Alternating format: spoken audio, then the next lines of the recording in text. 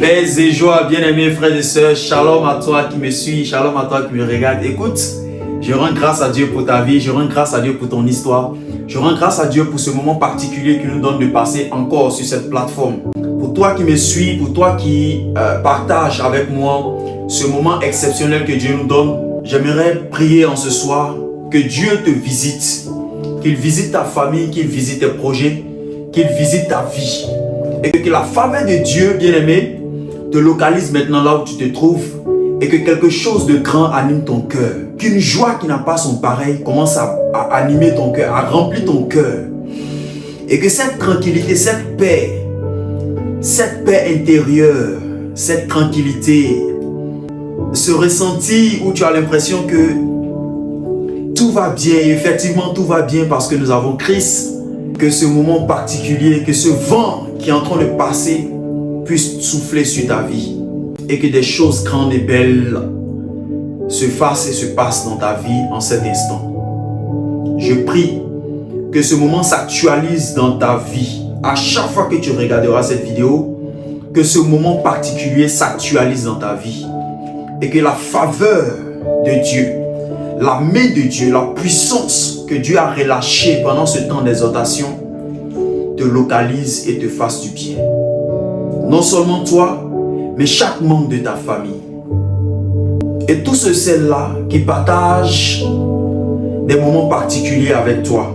Tous ceux-là qui se recommandent à tes prières. Nous avons vécu ensemble, bien-aimés, la phase 1 de ce temps d'exhortation du livre de Luc 17, versets 11 à 19. Nous avons vécu la phase 2, la phase 3.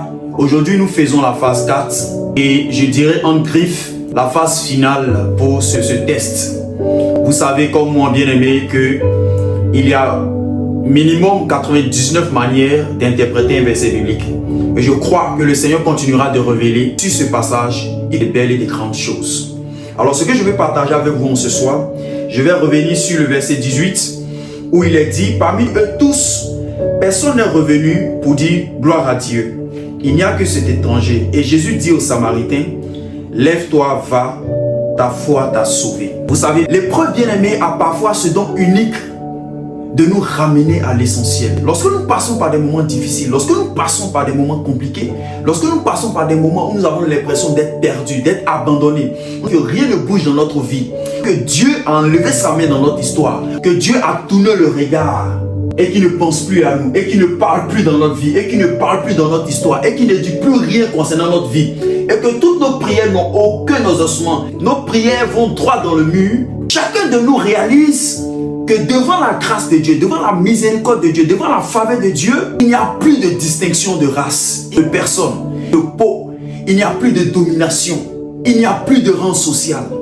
Nous sommes tous autant que nous sommes logés à la même enseigne. Nos âmes, bien-aimées, dépendent totalement de la miséricorde de Dieu, de la faveur de Dieu, de la grâce de Dieu, de l'amour véritable de Dieu. Et vous savez, s'il y a une chose que je veux partager, que le Seigneur aime quand nous nous retrouvons dans ces moments-là. Il aime voir notre humilité. Cette humilité qui nous pousse à nous élever ensemble d'un même cœur et de crier à lui, Seigneur, Jésus, Maître, aie pitié de nous. Il aime nous voir revenir à lui. Reconnaître que sans lui, nous ne pouvons rien.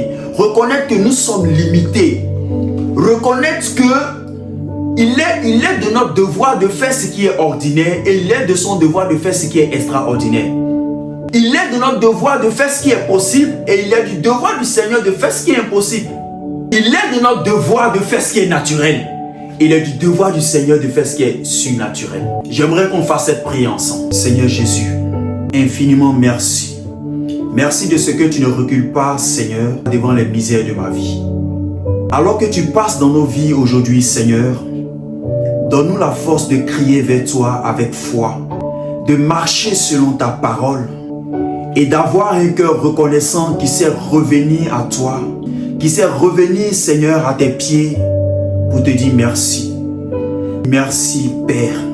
Merci, Jésus.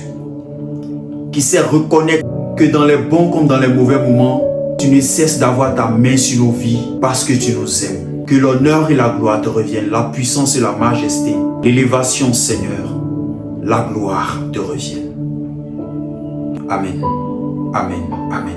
Bien-aimé, tu sais, comme moi, que Jésus t'aime. Donne-lui ton temps, donne-lui ta vie et apprends à l'aimer, bien-aimé. Tu sais, il t'aime plus que toi-même. Personne sur cette terre ne t'aimera plus que Christ.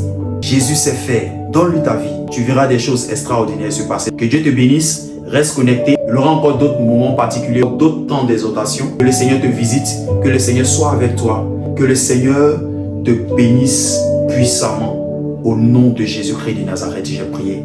Amen, amen, amen. À très bientôt.